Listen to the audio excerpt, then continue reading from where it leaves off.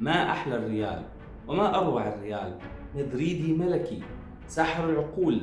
وملك القلوب وهمسوا وتساءلوا. لماذا أنت بطل؟ قال: أنا ملكي. قال: كيف تعرفون أسرار القارة؟ وكيف أسرت كأس الأبطال؟ رد المدريدي وقال: أنا الأصل والباقي تقليد. نادي المشاهير، حبيب الملايين، ريال الأبطال، يا محيد منافسينك. دور الأبطال والريال قصة عشق. بشخصية البطل قدر ريال مدريد يحسم البطولة ال15 في تاريخه في دوري أبطال أوروبا. ريال مدريد هو كبير القارة وبيكسب أي حد وفي أي وقت. الحقيقة إن ريال مدريد بيقدم عظمة في الموسم الحالي، والأول مرة بتشوف الفريق قوي تكتيكيا بالشكل ده. بس يا صاحبي، بروسيا دورتموند قدم ماتش جامد، لا جامد قوي.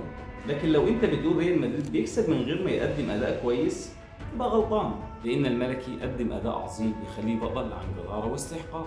ولو بيكسب صدفة او بالحظ كان تمشي معاه ماتش او اتنين، لكن لما يكسب كل مرة يبقى هنا في فكر وتخطيط وشغل عالي. هي دي الحقيقة. والنهارده هقول لكم كل حاجة واعرفكم اسرار تتويج ريال مدريد بالبطولات. اشترك بالقناة وكمل الحلقة للاخر عشان تعرف كل شيء. يلا بينا.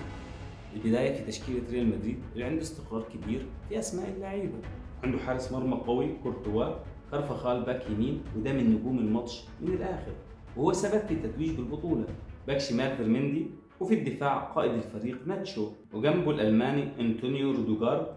نصف الملعب مكون من كامافينجا وتوني كروس وفالفيردي، وقدامهم بيلينغهام اللي عليه علامة استفهام كبيرة. وفي خط الهجوم البرازيلي رودريجو وفينيسيوس جونيور. نروح لروسيا دورتموند. مدرب الفريق بدأ بخطة 4-3-3. اتنين المدربين حطوا التشكيلة الأمثل. تعال نتكلم على الماتش. أول حاجة، كارلو أنشيلوتي لعب ازاي في الماتشات النهائية من النوع ده؟ في مدرستين، مدرسة بتقول لك هاجم من البداية، أنا ريال مدريد قادر على أي منافس، ومدرسة تانية بتقول لك بالمخ مش بالعضلات، واعمل حساب المنافس اللي قدامك. ما تقدرش تقول على أي مدرسة فيهم غلط. لو امكانياتك تسمح تلعب ماتش مفتوح وتهاجم طول الماتش، وليه لا؟ بس هنا معرض للمرتدات، لانك لما بتندفع في الهجوم هيكون طبعا في مساحات في ظهرك. والفكره الثانيه بتقول لك العب ماتش متوازن وتقسم الماتش لاجزاء عشان تقدر تسد الاخر وتلعب على الهادي من غير اندفاع. وده اللي قرر انشيلوتي يعمله في المباراه.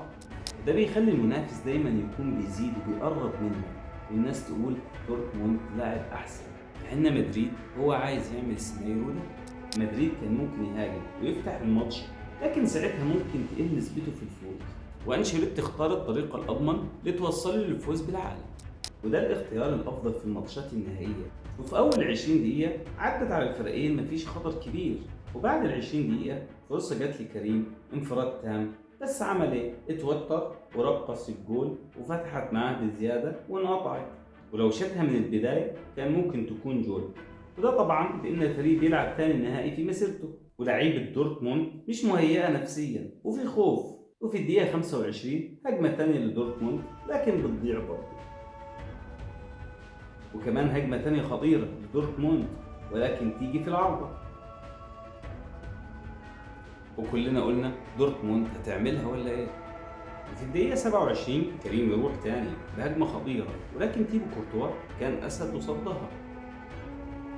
دورتموند كان عايز يخرج الشوط الأول بجول، ولكن موجود الأسد كورتوا نقذ الفريق.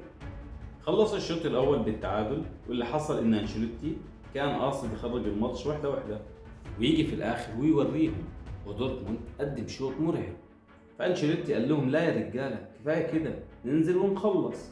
ومع بداية الشوط الثاني فاول لتوني كروس يحطه في الثمانيات، ولكن الحارس تألق وشال هدف مؤكد.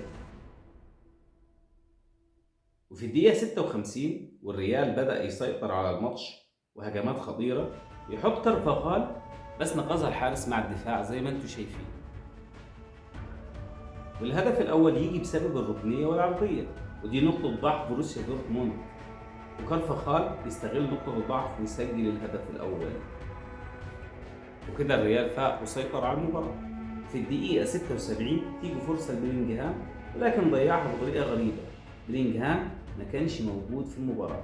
وفي الدقيقة 82 غلطة فظيعة من الدفاع بيقول للريال خد هات الجول الثاني، وفعلا بيلي حطها لفينيسيوس ويسجل الهدف الثاني. وشكرا، البطولة الريال كالعادة، والريال بطل أبطال أوروبا عن جدارة واستحقاق. وشكرا.